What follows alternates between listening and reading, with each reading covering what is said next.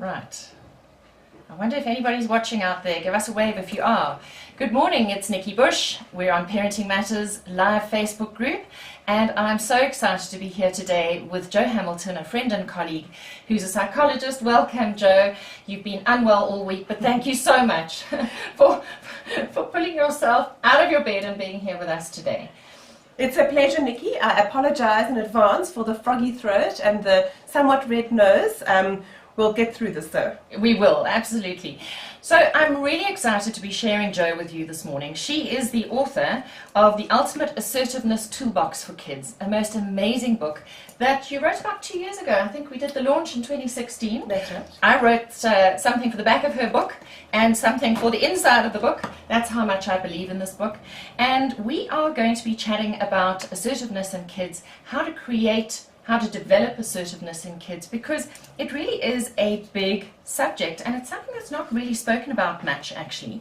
And I'm sure that many of you watching this live video feed today will be able to identify with perhaps something that happened to you in your own childhood, or maybe something that's happening to your own children today, and that is that maybe they're on the receiving end of meanness or bullying or being left out. Maybe you have an ultra-sensitive child who doesn't yet have well-developed assertiveness skills. And Joe, as you said in your book, assertiveness is not something you're born with, is it? No, it's not. Most commonly you learn it through role-playing or role modeling. People role modeling it to you, to watching people, handling situations, trying out different things. But just like some children are able to learn to read more easily, take to maths easily, some children can take easily to social skills and others struggle. Yeah, they do. And sometimes it actually lands up with children feeling excluded, feeling left out, feeling really overwhelmed by the social scene. And Joe has 20 tools for children to choose from, or for you to help develop in your children for assertiveness. And in this book, she breaks them down. But I was rereading this book yesterday, Joe, and I actually went to the back of the book, and you can see, everybody, look at how I read books. I write all over them. And I picked up on stuff at the back of the book around what assertiveness is and why it's so important for children to develop. And I really want to start at the back of your book.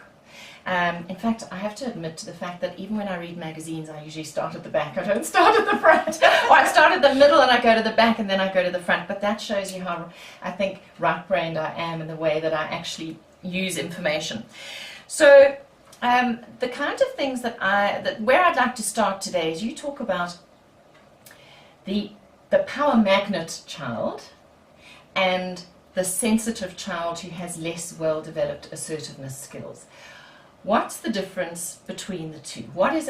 Let's start with the power magnet child who's completely comfortable in his or her own skin. They are. So the power magnet child, those are children who are often given a lot of power basically on a social level from their peers or children in their neighbor grades, similar grades. And they haven't necessarily always done something to get that power. It's quite amazing to watch. That they just do.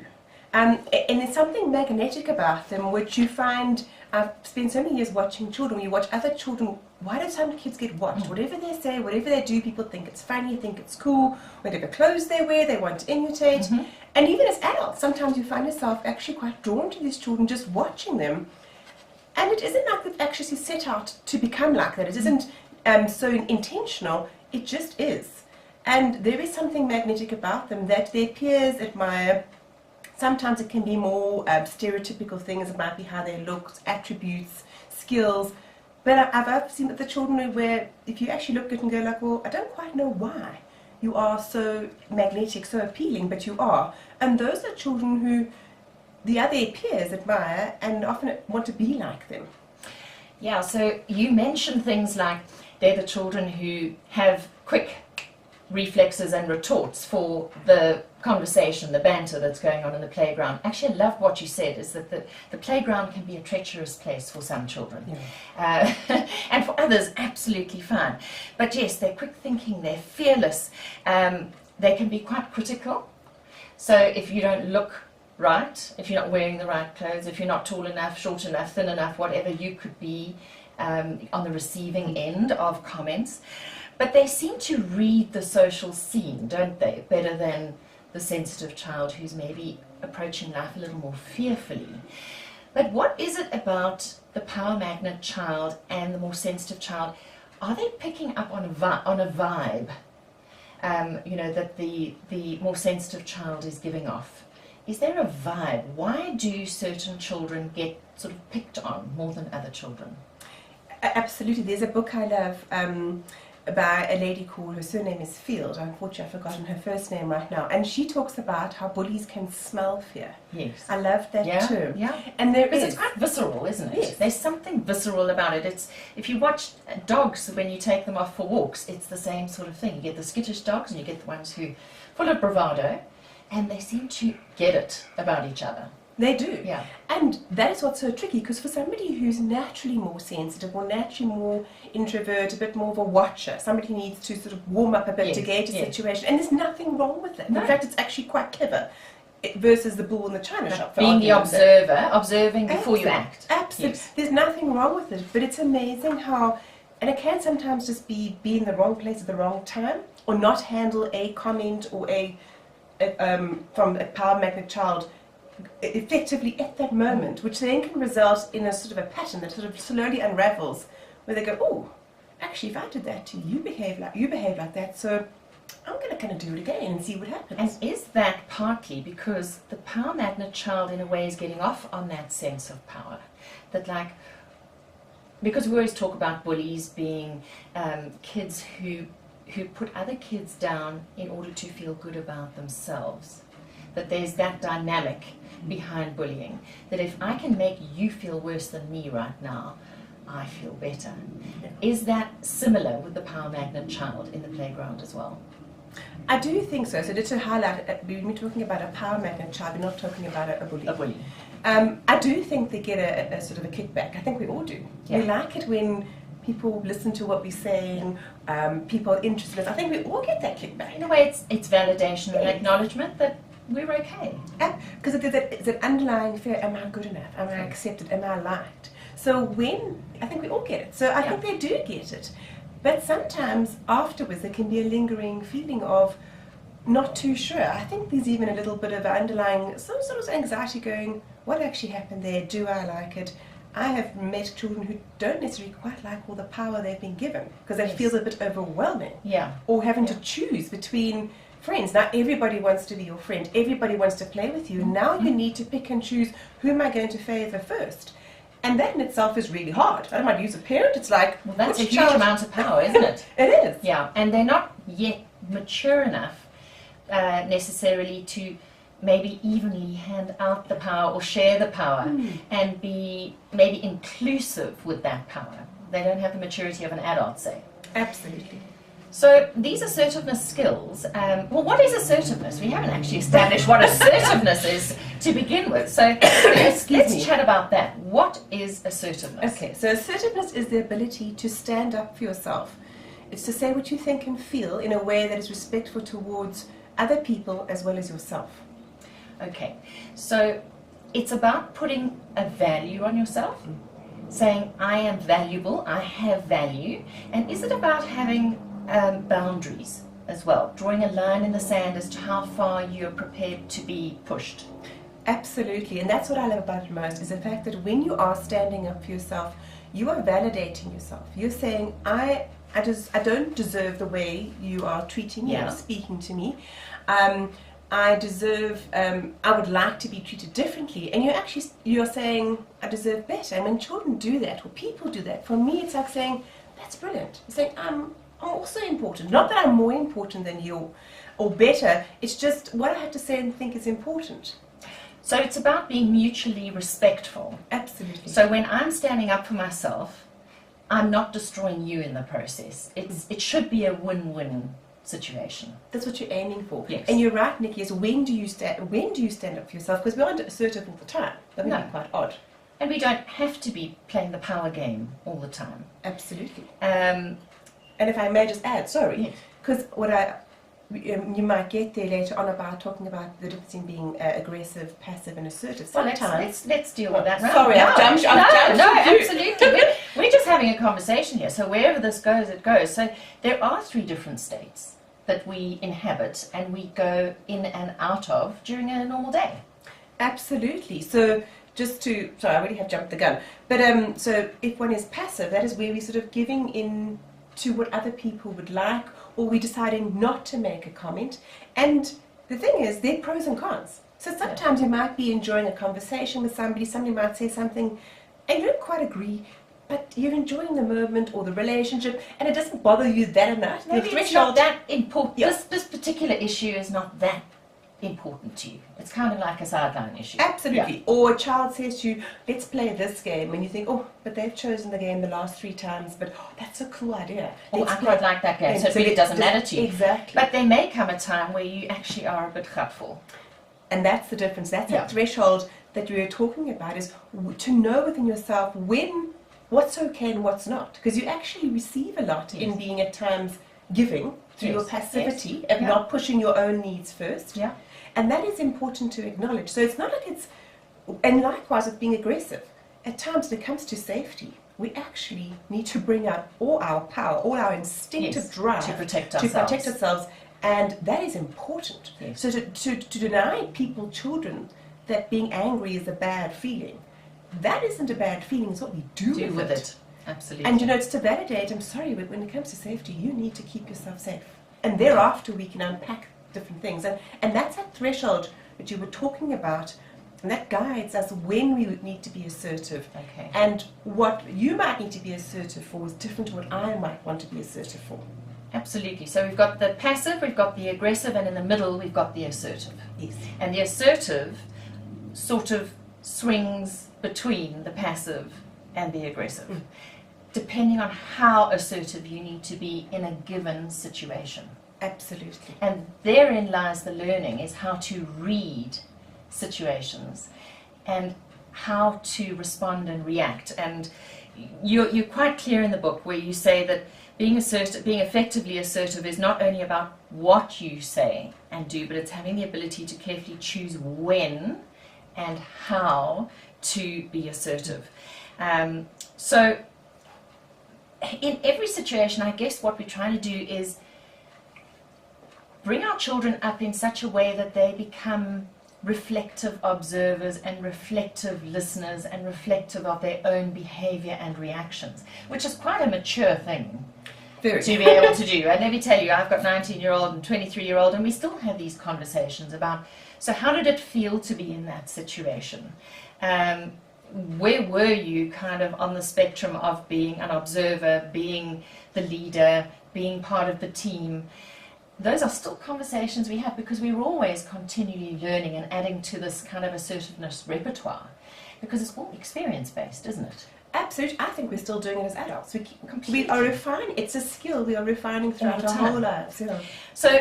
So we need to ask ourselves, how is this interaction going? What's being said? How do I feel about it? So therein lies the EQ component. Absolutely. We have to bring our children up to be able to label their feelings and express what it is that they are feeling as we go along. Are we seeing that there's sound? Is there sound? Please fix the sound. Sound has gone. Right, shall we restart this? Oh, just in case. Definitely. So for all of you out there, if you can hear me, we're not ending the interview, we're just going to stop it and restart to see if we can sort the sound out. So the sound was there. And now it's and I don't want to rotate my phone. Okay. I have to share that, otherwise it's going to disappear. Now we're going to go and do another one.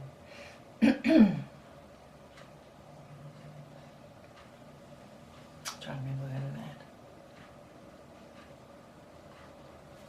we're at. Right, everybody, we're restarting. Can you hear us now? If somebody could give us an indication. We are doing a backup video as well, so if we do have a problem, we will upload the backup video. But it would be great to know if you can hear us. So Joe, picking up on where we were at, we were saying assertiveness is a skill that we refine over our lifetime, starting in childhood, and where we have to give our children the feeling words so that they can actually accurately reflect how it is they're feeling, that the situation makes me feel happy, sad, glad, scared, whatever it is, powerless. Maybe that's an important word that we need to teach our children to explain. How does it feel in terms of your personal power right now? And how do I want to respond to what's being said or done to me in a certain situation? And therein lies the boundaries once again. So, sorry, I've got the frog in my throat now. You also mentioned that when children are using their assertiveness skills, they need to have an end in mind as to what the outcome needs to be if they do choose to be assertive in a situation, where they choose to say, no, listen, no, this isn't working for me right now. And you mentioned things like, do you want a comment from that person? Do you want an apology? Do you want them to leave you alone? So if they're being nasty to you or teasing you, do you want them to leave you alone? That's an important aspect of assertiveness, that you're actually looking for an outcome. Absolutely. So I think when you know what you want out of a dynamic, interpersonal dynamic, we're so much more clear with how we communicate it, how we express ourselves, what we're aiming towards. And I think the other person on the receiving end gets more of a feeling of okay, so it's sort of like, we'll get there. One of the tools is the I message, where you actually state what you would like. The person. Can you give us an example of that? So an I message is when you start the sentence with the word I, and I always tell kids it's not this I, it's the capital letter I. My little tool's a spanner with even a little tattooed I on his chest to make sure you remember the I. Okay. And you express what you feel, so just what you're talking about. So I feel, for example, I feel irritated. So for straight away the person gets information about how you're feeling, and you've identified, actually, how do you feel about this? Straight away you get more clarity. Then you tell the person exactly, the second part of it is, what are you irritated about? Because what I find with people, possibly a little bit more with women than with men, is we tend to sometimes think other people can read our minds. And the whole thing is they don't. And what might be irking me or bothering me was something actually you and I spoke about yesterday. It's on my mind. But you're holding on to it still, absolutely. And I've let it go. And you have no idea. Yes. So I actually need to be quite clear and say, I feel irritated when, let's bring it down to a child's level, you used my scissors without asking me. Now you can go, ooh, did I or didn't I? When was that? And was that okay? And was it? And you can even say, like, when did I do that? You might say, during maths. Now you can think, okay, did it happen? Because of course, you're thinking, is it the truth? Because now, potentially, I'm charging you with something. Yes. And I want you to respond to it. Absolutely. But the third part of the I message is, I tell the person what I want. I want you to ask me next time before you borrow them. Or I can say, I don't want you to use my scissors. Or I can say to you, I want you to have your own scissors.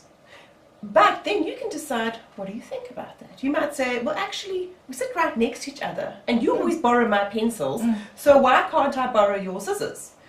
But what starts to happen then is a conversation about something, and then I can go, no, I didn't use your pencils, because you know how it might go with kids. And then they might say, no, but you did. Do you remember?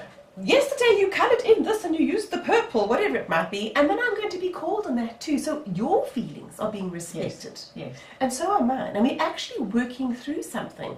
And hopefully to get to the point where it might be, okay, let's make some rules, seemingly desk buddies, X, Y, and Z, or whatever might happen. There's a more constructive outcome as opposed to blaming, shaming, naming. Yes, so it's a moving, it's a conversation. Yeah. At the end of the day, and that's where we need to get our children to, is beyond conflict, helping them to have the tools to move beyond communication blocks or beyond conflict to having a conversation which has a higher likelihood of leading to resolution. And I see your point of view, you see mine, and we respect each other, which is assertiveness. Absolutely. Yeah. Okay. So, yeah, we've dealt with the passive, the aggressive, the assertive, and it really is, we've spoken quite a bit about the power magnet child. Yes.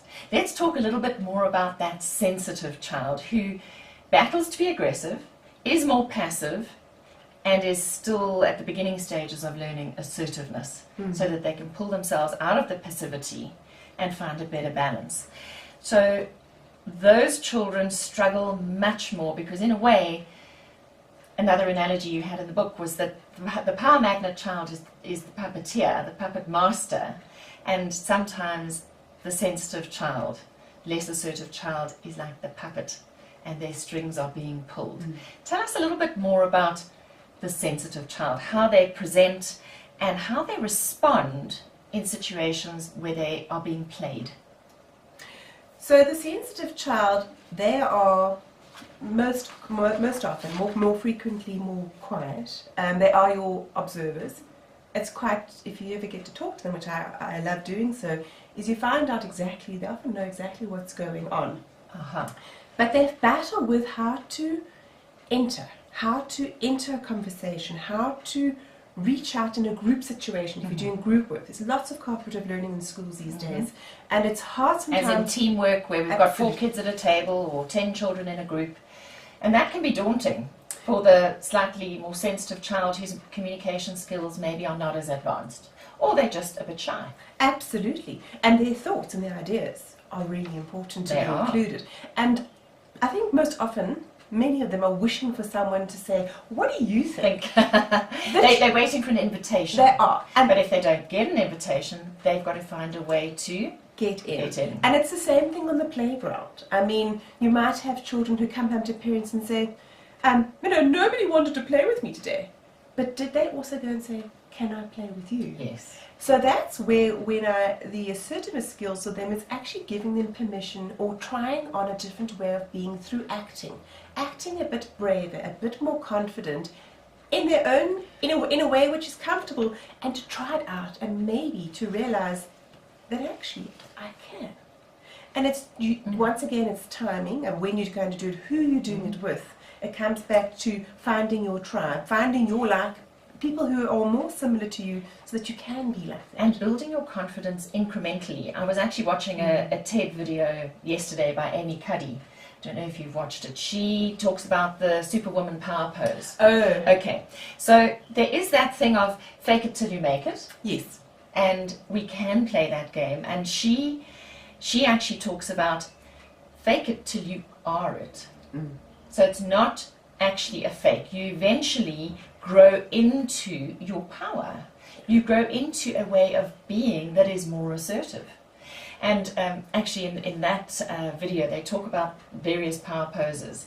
And if you hold that pose for 2 minutes before going into a meeting, it apparently changes the whole energy with which you enter the room and engage with everybody else. You have actually shifted your neurobiology and you're giving off a completely different vibe, and other people get it. So they look up and they take note, versus if you used body language where you make yourself smaller, where you minimize yourself. And I think often the more sensitive, less assertive child does have body language that shows that they're actually smaller, feeling smaller than they actually are. You're absolutely right. So that's why 2 of my tools actually addresses that. So one is the posture tool. So let's talk about that. So the posture tool. Here I am. Okay. As you said it, the posture tool. So the posture tool is the image of a right-angled ruler. Because all my tools are garage or fixing tools that you can be fixed. Find some pictures for them. They'll be back to front, but yes. And it's which number is it? Can you remember? Oh, now you're asking me. No, it's about number 3. It's about number 3. Okay, so I just want to show you. I want to show you the pictures if you can see that. There we go. It's a funky ruler. Funky ruler that you'd have if you were doing woodwork. Absolutely. Yes. So what I use this tool that's all about. It's posturing. It's posturing, and it's putting your shoulders back. Yeah. And highlighting for children, and I often do by over-exaggerating when I demonstrate. Sort of being bold. Evelyn Field, I've remembered her name now. She used a lovely description of a limp piece of celery. How yes, if you look like that in the playground, listen, you'll be ignored or picked on. One or the other. Absolutely. So it's about putting your shoulders back, and particularly our fingers. Yes. That often give away being nervous.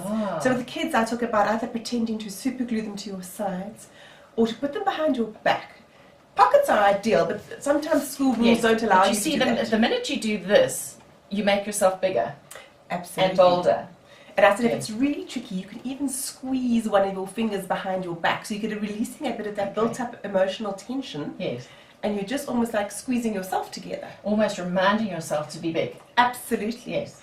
And then the second tool that comes along with it is the eye contact tool, about the power of that no one will listen to you unless you don't look them in the eye. Yes. So if you're downcast, if your eyes are downcast, no one will look at you. You're not engaging. Absolutely. Yeah. And children know this, because I always say to them, do you know when your mom and dad are listening to you? And they're like, yes. I said, how do you know? Because they're always busy doing something else. Or they'll tell, they've told me a scenario where they've told their parents something and their parents respond inappropriately. Yeah. They know it. And so we talk about looking somebody in the eye, even at times using laser beam or fire coming out of your eyes, to make sure the person is actually engaging with you and saying, this is important to me. You know, it's something that I talk to young people about, so that kind of 15 to 25-year-old who's getting towards the end of high school, making subject choices, career choices, as if you can make a career choice when you're between 15 and 18. But I always talk to them about the fact that job opportunities will come through people, which means we need to engage with people. We need to be interested and interesting. And there are two things that I talk about that they need to do. And the one is to have a firm handshake. And when you shake people's hands, and there are cultural issues here as well, I'm well aware of that, but in the Western business world, if you have a firm handshake and you look the person in the eye as you shake their hand, you build trust. You build that engagement that you've just mentioned, that they'll take you seriously because you were confident enough to look them square in the eye. And then the other thing is to smile. If you can smile even though you're feeling so nervous, you disarm the other person because of that seeming confidence. And I'm sure that's part of your posturing as well.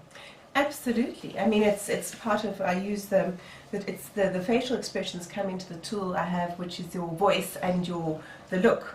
And it's more, I sort of promote more of a neutral looking face, just because children might say, what's wrong with you? Yes. But the whole point is about body language and the power of body language and bringing it to children's attention about how much we communicate through our body language. About 70% of communication is through what people see, not necessarily what they hear. And children understand it, but children who battle to be assertive, what you're often doing is taking what is quite logical and known knowledge and highlighting it. It's a bit like when you're remediating maths or literacy. We're taking skills and we're going over and over and making repetition. And making it more obvious, breaking it down. And that's what happens with children who might battle to be assertive by themselves, naturally, through the role modeling. They need a bit more coaching of breaking it down, saying, look at how you're standing. Yeah. How do you think that person looks? And practicing it. But in a way, Joe, it's not unlike teaching a child to play a particular sport. Let's take tennis, for example. You're teaching a child to serve in tennis. It's made up of multiple movements.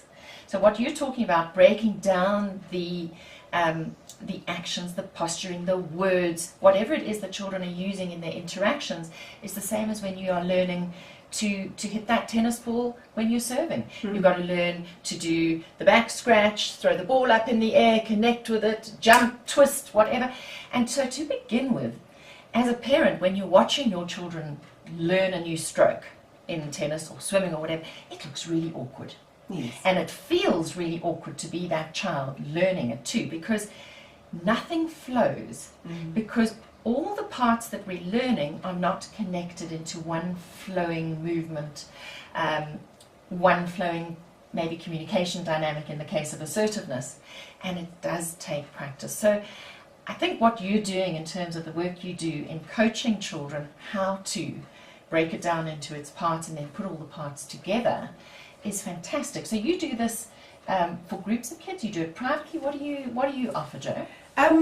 With regards to these skills, I only do it in groups because the children need to learn from each other. That's and true. We have social skills have to be learned in a group. So I run small groups where we do lots and lots of role plays. It's bringing it alive. So it's introducing a couple of tools, practicing it, trying it out with similar aged children in an environment which is safe and comfortable. And maybe getting children to hear what it feels like to be inside each of them. They get that insight in a safe space. Absolutely. And also that feeling of I'm not alone. Other children from different places, different schools to them also have tricky things. In fact, their story at school is even worse than yours. And you know, we all feel better then, a little bit better. So, no, I mean, social skills are best taught in a group dynamic. And it is wonderful because each group of children I work with, the dynamic is different. You cannot repeat that dynamic.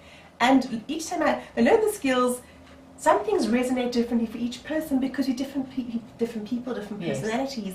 And it's wonderful how they learn from each other. Yes, so I see Patty Blackhurst is talking to us. Hello, Patty, one of my favourite people. I'm sure you know Patty as well. Yes. She's saying it's scaffolding. Sorry, I have to put my head like this because we've got we've got the phone at the other angle. It's scaffolding, it's constructivism. So yes, in educational terms, and I'm sure we've got lots of teachers who might be watching, maybe you can touch on that. Because you work with teachers as well, don't you? Well, yes, I'm training, I work with teachers to train assertiveness skills and a whole lot of other things as well to help. But it's more with the social emotional skills that I feel teachers are so overloaded and with their demands placed on them. But when they went to university, that wasn't a big focus of their training, and yet on a day-to-day basis, that's what's going on in front of your eyes for 7 hours a day. And and so my wish is to support teachers as much as possible with skills and ideas because they are at the interface. They can help so many children, and the more we can empower teachers, the more children they can help. So we're only halfway through the interview, but I'd like you just to tell our viewers how they can get hold of you in case they're wanting to get hold of you, to book you to come and do some group work or some work in their schools. If you can give them your maybe email address, your website address would be great. Absolutely, sure. So my website address is www.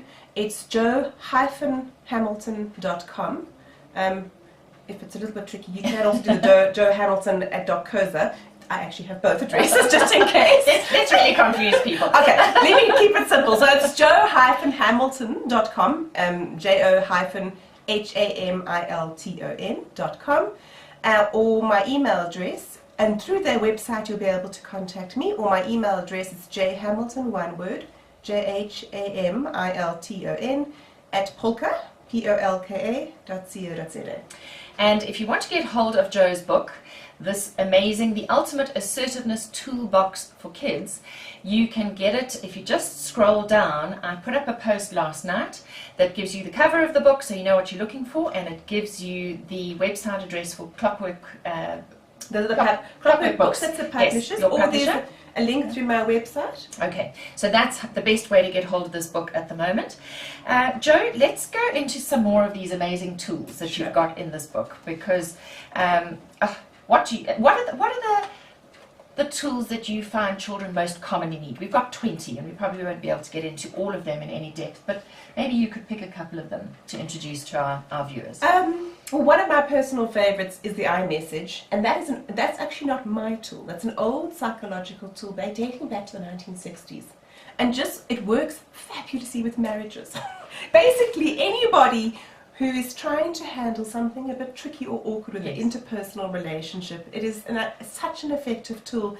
And I wish if all children had that at a young age, imagine. Marriages would be better. Exactly.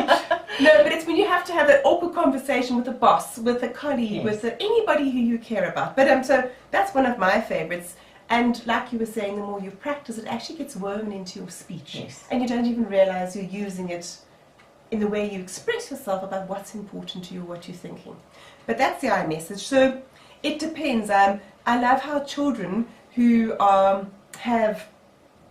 love how children take what your knowledge and wrap it up and make it so sensible in a young age. So one of the tools I talk about, it's not so much a practical tool for children to use, and I find it sometimes relates more to parents than to children. It's the 24-hour rule. And so it's exactly the one I just opened up to, the 24-hour rule. That's the one where you have to stop and count to 10 before you say anything.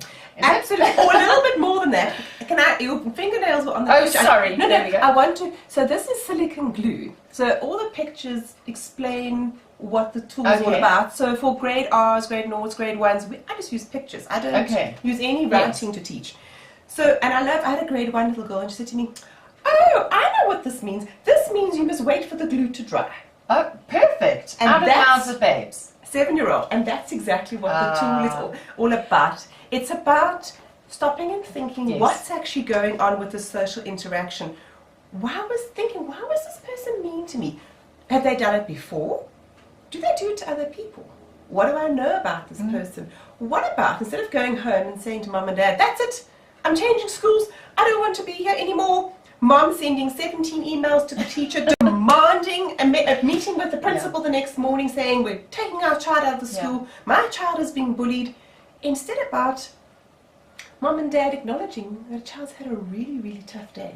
Yeah. And I don't know, do you, but we all have them. So reflecting back at the child about their day, that it's not the be-all and the end-all, it's not the end of life as we know it, but it's hard. but it's hard. Sure. And maybe they need a bit of comforting. So how would a parent speak to their child, reflective listening? How would they speak to their child when they observe their child's come home from school and it's been a rough day?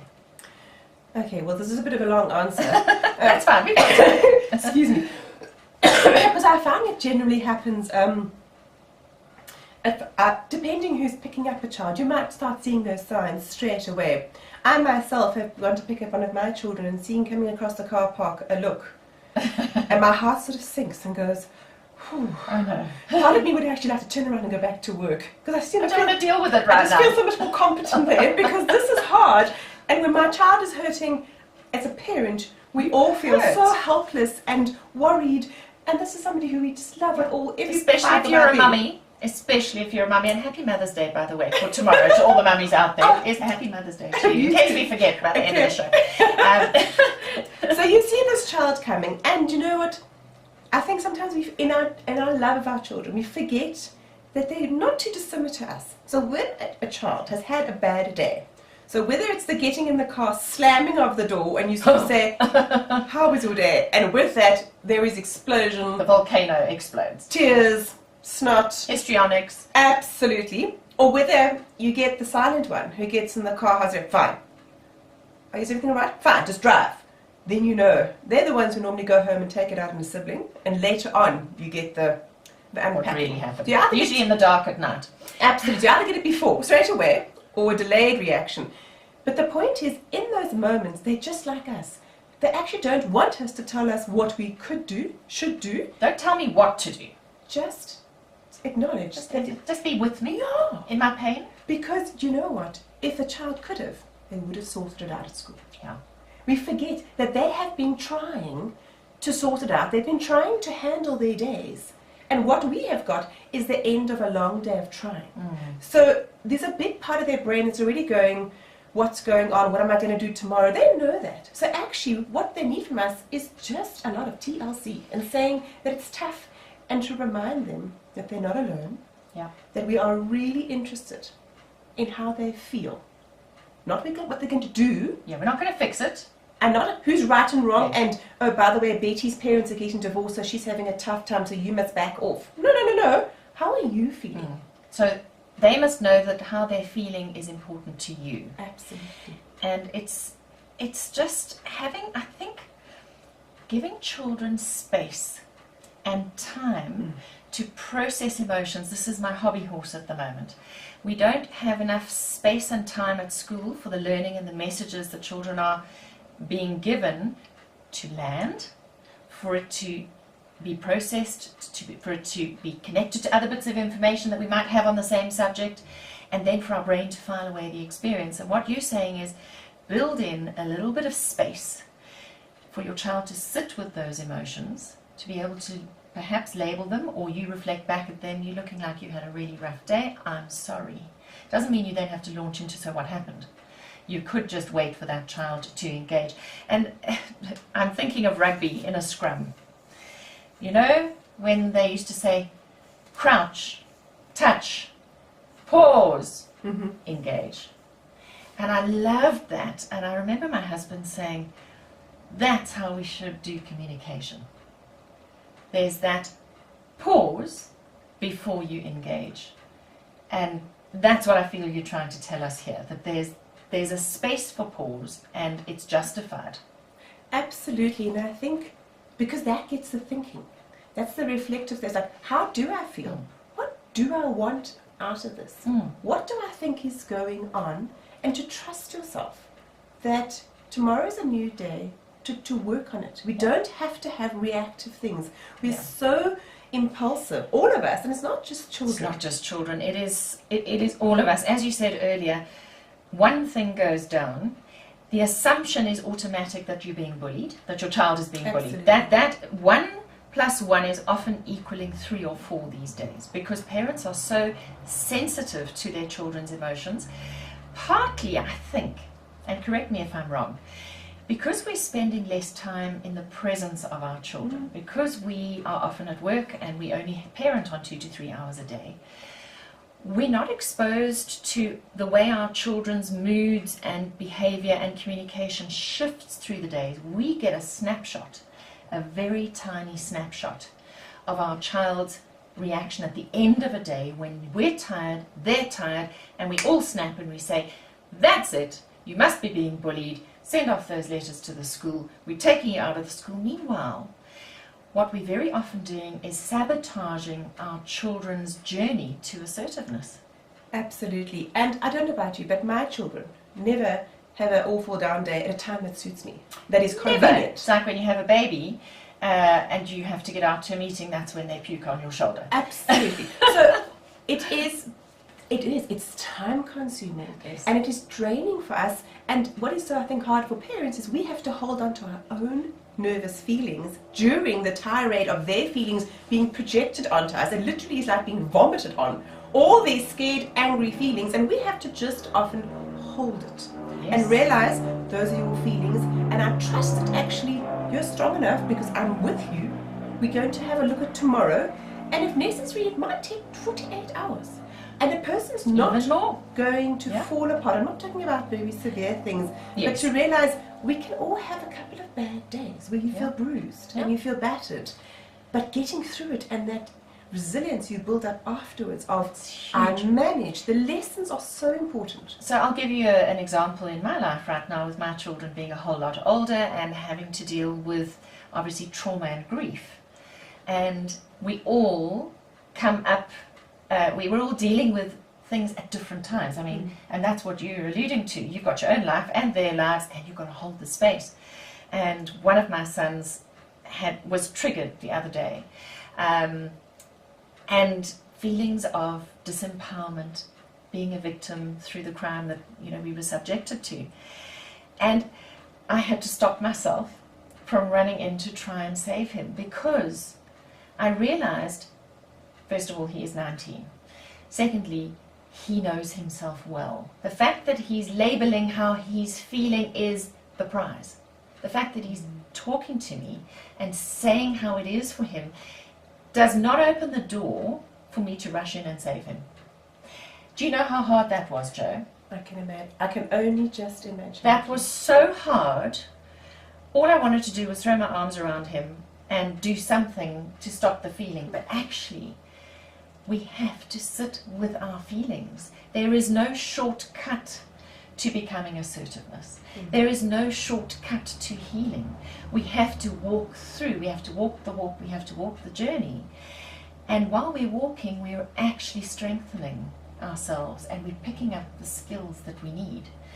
So believing in your child and their ability to actually save themselves is so important. And yourself as a parent. 100%. That what you're doing is enough.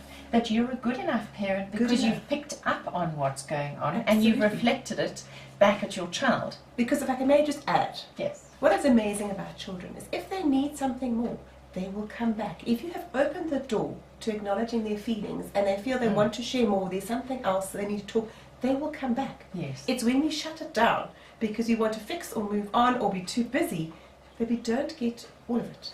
Or when we step in too quickly and we maybe create a situation that wasn't really there in the first place, because maybe they were on the path to dealing with it, and then we made it sound so much worse that suddenly what was little for them becomes a massive problem. Nikki, you have hit jackpot, because I have often dealt where children have moved on and children have reconciled. Yes. But moms and dads have But made not- such a mess. So a mountain out of a molehill. Some have even involved lawyers.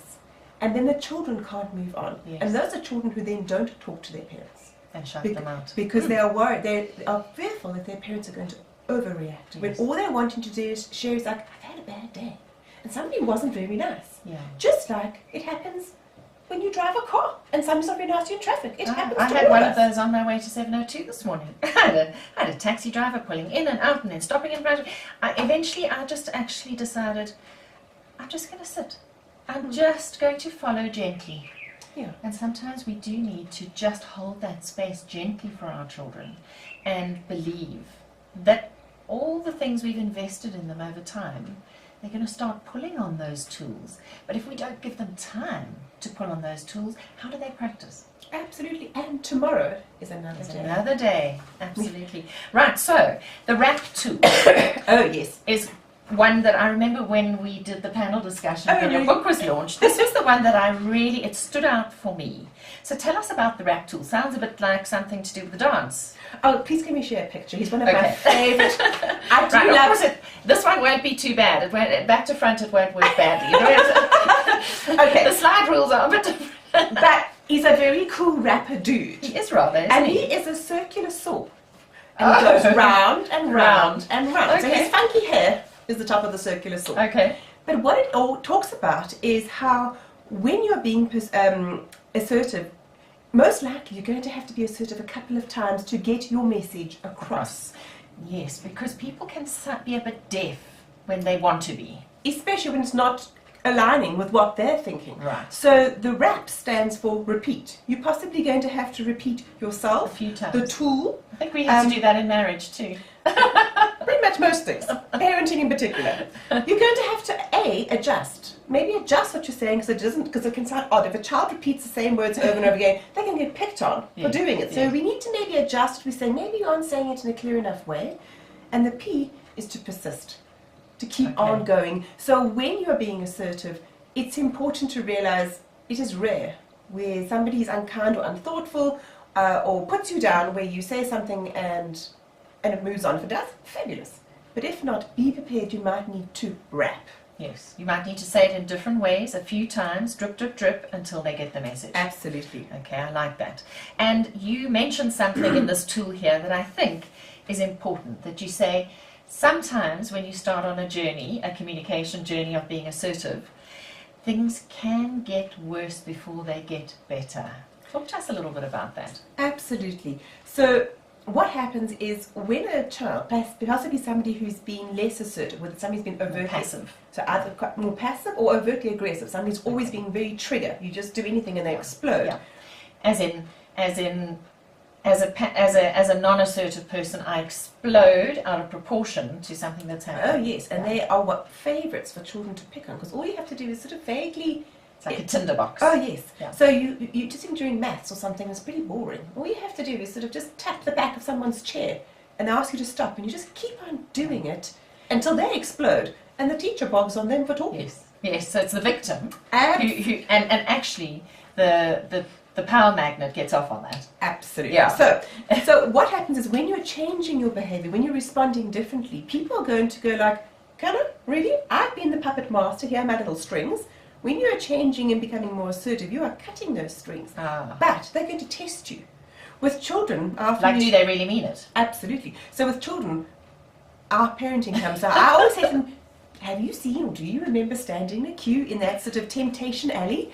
You know, that you, as you're queuing to go pay at a grocery store, Yeah. and you see the child who asks mommy or daddy or somebody for some treat, and they've all watched the child, as parents, whether do we give in? Yes. Do we, yes. do, Yes. Yes. do we yes. stand the nagging. strong? The nagging. It's that nagging. Yes, absolutely. And that's that same metaphor going Yes. through. Yes. So something that we've just talked about, the person or the child who gets triggered and overreacts. There are a few more ways in which kids show or the puppeteer is pulling the strings. They cry or sulk, so the child who cries or sulks, or who bursts into tears, the one who can cry at the drop of a hat, and looking mortified, looking horrified and shocked when somebody does something. So these are the things that when you're rapping, You're learning not to look mortified. You're learning not to burst into tears, to try and hold on to it until you're out of somebody's field of vision or earshot. To a safe place where you can express your feelings. Yes. Remember that somebody who's being unkind to you is not the person I'm going to share like my deep, Yes. vulnerable feelings with. You're going to process those feelings, but not in front. In that moment, you are using You're skills. choosing not to react. Absolutely, and you're choosing to react in a way which is a little bit bluffing, coming across somewhat more stronger than you might be feeling inside until you realize, I actually can. And what I find amazing with the children is teaching them these different tools.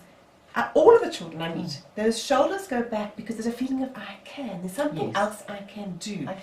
I'm going to be okay and I can deal with this. And giving even that thought space gives you time to come up with a response. Absolutely. And if I may, so one of my tools which is important is the walk away tool. Yes, I like that one. So as parents, we're often saying to our children, the most common things we say to kids when they're battling with conflict is go play with somebody else, or just ignore the child, or go tell an adult, which are important. So, but the walk away tool, I've added 2 little extra things that go into the walking away tool, because that's go play with somebody else. But I say to children, first of all, it's how you walk away. You don't storm off, angry, aggressive, they've got you. You don't walk off crying, upset, they've got you. You walk off assertively. That's how you walk off. So standing tall, head held high, shoulders back. Kids now say, I'm not going to actually give you any of my airtime. I don't think the way you're treating me deserves my airtime. I'm going to I like that one. It's a child. Because they understand airtime, especially if they have a phone. Children teach me things all the time. It's their airtime costs. Absolutely. And my emotional airtime costs too. So, and it's when you walk away. So I would not walk, if somebody's mean or unkind, I would not walk away straight away, because then I'm walking away in response to what you've said. Yes. I say to children, first say 1 or 2 or 3 even assertive things and then walk away. So you've left a mark before you walk away. Because the tricky So you're not running away then? No. You're saying something and actually I'm leaving it, because what happens with people is, with children, is they tend to stand in front of the child who's being nasty and unkind to them. There's a desire to win the fight because it's part of your ego, to feel like actually... So it's a power play. It's a power. Yeah. But what I say to kids, and sometimes they find this hard to take on board, we have to work at it, is like, but the longer you stand in front of somebody who's being mean to you, the more mean things they're going to think about. What I find incredible is how, especially like in a bullying situation, and we're not really talking about bullying here per se, but the child being bullied or put down actually wants to keep engaging because they're so desperate to be seen and acknowledged and validated by the person putting them down. It's bizarre. I understand their urge, and it's something I have to work quite hard with children. And it's interesting what they tend to learn about watching each other than themselves. So that's where that group dynamic works so well. If 2 children are role playing, it's the audience watching who'll say, oh, walk away, because now you've tried this tool and you've tried that tool. It's not working. And it's just and you can hear them say, walk away. And that's actually how they teach each other. Wow. So they've got cheerleaders there. And they're learning about the timing. So you're leaving with a sense of dignity. Yes. But you're also giving that other person who has been mean and unkind a chance to back down. Because let's pretend you are being mean to me. If I stand in front of you, to save face, you're going to keep on being mean. Yeah. If I walk away after being assertive, I give you a chance to maybe change your mind. You might decide to go, okay, what happened there? She was pretty strong. Or, hey, I didn't really mean it. Or like, Yeah. Or, unfortunately, if you really want to come and get me, you're going to come back and be mean to me. But I would have gone away and had a chance to process my feelings, and I'm thinking, I'm a rock star. And realize what's going on here and get ready for potentially round 2. Yes. Because that's what will happen. If somebody really wants to be mean to you, they will come back at you. Unfortunately, they will. But what happens if they don't? What happens if you just got into a power struggle and they couldn't get out and you were locked? Yes. So somebody needs to break the power struggle. So for me, it's like, be assertive and say your assertive thing, and before they have a chance to respond, walk away. Yeah. And even if they say something to your back, shrug and keep on walking. Yeah. Right, well, we're getting to the end of this hour. There are there's so many different tools. Are there any others that you'd like to highlight? The copycat tool is quite an interesting one. Yes, this isn't a tool necessarily for children to use per se in the Blake. This is highlighting how everybody's got their tools. I've got 20 tools, but there are more Yes, tools in the world. I'm sure. And all you have to do is watch that child who's naturally assertive. See what they do. They also get picked on. So see how they posture in that playground situation. See how they handle it, and imitate some of their tools. Doesn't mean you have to be like them. Yeah. But just. But you say here, copying or mimicking some of their actions in order to empower yourself. It involves some clever detective work. I love that. Yes. So that's the observation. Absolutely. Okay. And realizing you can learn from each other. Completely. What about the distraction tool?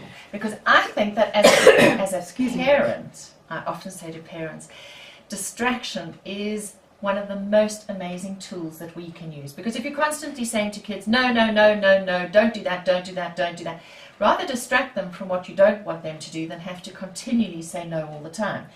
How does distraction work in the field of assertiveness? Okay, so the distraction tool, it's aimed at the unsaid meanness that often happens. That's when it's most effective. For example, I'm sure particularly girls tend to use this quite a lot. It's those death stares that come across the classroom, the flicking of the hair, the rolling of the eyes, the sighing. It's worked a lot in girls' schools. Oh, the sighing when you say something. But it's those unsaid things that you feel. The vibe. The vibe. So now, those vibes only work when you receive the vibe. Okay. So what happens if you are distracted? What happens if you're suddenly looking in your pencil bag for your sharpener? Or you bend down to tie your shoe? Or you drop something on purpose. Or you drop something on purpose. And it's amazing how those vibes just go over your shoulder. So in a way you kind of break the tension. Absolutely. And it doesn't seem to hurt so much. You know what you're doing. The other person's like, what's going on? And it's amazing when you, like you were talking about just now, when you distract yourself on purpose, sometimes it's like, this doesn't have to get me down. So it's a bit like shifting a gear. Yeah. So when you're in the situation of feeling less assertive and having your strings pulled by the puppet master, you're kind of in first gear. It's that grinding, winding, very uncomfortable place to be. And it's to use assertiveness tools to drop down into third and fourth and fifth gear so that you can cruise a bit. Yes, you're taking away that power. Yes. And you're evening it out. You're not that torque, that tension. Absolutely. Yes. It's not making yourself more powerful. You're evening it out because that's when it becomes mutually respectful. Evening out the curve. Absolutely. Yeah, I like that. Cutting those strings on that picture. Yeah, well, that's exactly right. Without harming them, you're just taking away their power to harm you. Yes, and you're evening it out. And one day they might wake up and go, where did that person go? They've raised themselves up. And you know what? People admire that. I Children think admire they do. They do. They admire somebody actually kind of saying, no, I don't like this. Yeah. They really do admire it. And we need to, and that's what's so effective with their peers. Because it's a little bit of testing to see really what happens. It's a little bit like you push me and I don't fall over. I just gently push back. I don't push you over. I'm just gently pushing back to see what happens next. And if we get to that sort of even amount of resistance, we're in business. Absolutely. Well, now we're communicating. And it's it's not a like- power game. Absolutely. Now we communicate. And this is my territory, and that's your territory, and it's all okay. And it's about respecting those boundaries. And you know, in particularly, and there's a lot of trying out as children. Developmentally, there are stages where you're trying it out. I mean, boys do, particularly around about the age of 11, 12. There's a lot of jostling to see, you know, like actually, can you cut it? I just want to pick up on that. This whole jostling and jockeying for position, social status, or just learning where you fit in, finding your friendships, learning where you fit in. It's part of socialization.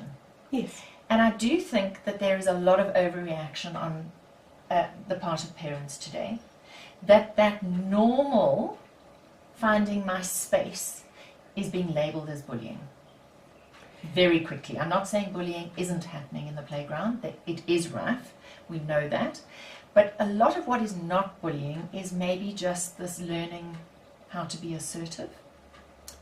There's a lot of that. I do think it's very interesting working in boys' schools where they often experience less meanness and things around about rugby season. Girls are seriously mean. the gender difference is clear, but I find it so interesting in boys' schools where they talk about rugby season, where there's a more physical games often have more of a release. Because if you think about from boys... 100%. Having had boys, I can absolutely say that this is true. And we have to acknowledge gender differences because boys are no longer, and I'm afraid I do agree with it, allowed to punch and hit each other. Yeah. So I find boys are fighting more and more the way girls fight. They are. But where is their natural instinctive drive? And it's interesting to hear that rugby season tends to get a whole lot of stuff out. You know, I always say about rugby, and I have boys, and my husband was mad about rugby, and I used to watch rugby on TV with them, and I used to go, why? Why would you want to grovel in the mud? Why? But that's exactly what it's about. It is a legitimate way to push and jostle and use heavy pressure. It's legal to roll around in the mud and to get rid of some of that testosterone that is overflowing in a reasonably safe way that has rules and boundaries and all that sort of thing. And that's actually why kids love rugby. Yeah. So for the children whose sons don't like rugby or don't play, yes, they also, I think there's something about a physical outlet. Yes, whether it's a karate, judo, boxing, even just hitting and kicking balls is part of getting rid of that tension. And I think as adults we probably need to be doing a whole lot more of that. And when you think about kickboxing and things, all those sort of more frenetic sports that are coming along, I think it is to get rid of a lot of that frustration that we're all feeling. So Joe, I think we're just over our hour, so we better start wrapping up. Once again, to everybody, this is a big topic. Joe has written an entire book. This is a fantastic book. In the post below, you'll find the link. You can just click on it and get hold of your copy. What does it cost, Joe, roughly? I think with delivery, it's about 260 rand. Okay, about 250, at schools, when I do talks, I sell it for 200 rand. Okay, because there's no delivery. Yes. So if I were you, I would go and get that book. It's got all the 20 tools for the toolbox explained beautifully. It is such an easy to use book, Joe. Whether you're a teacher, whether you're a parent, read this before you're with the kids, pick out certain tools, share them with kids, and the way you've written it, you can actually teach them to kids in the sections that you've divided. It's easy to pass on. That's what I like about it. And then remember, you can get hold of Jo at her website. You can say it again. It's jo-hamilton.com. Okay, and just to wrap up the conversation, we really are talking about teaching kids assertiveness skills so that they can stand up for themselves, they can be respectful to others and themselves at the same time, and that being assertive shows that you value yourself, that you have boundaries, and that you believe in your own self-worth and your own value. And I'd like to add that if your children are battling with assertiveness, you also need to look back at yourself. Very often we're the role models, and we need to show them how we are assertive in the world too. It's an important part of child development that they have living examples that they can refer to.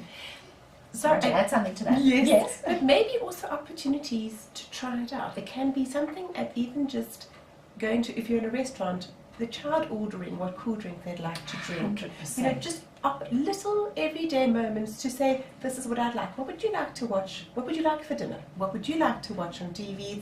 It's saying, what do you like?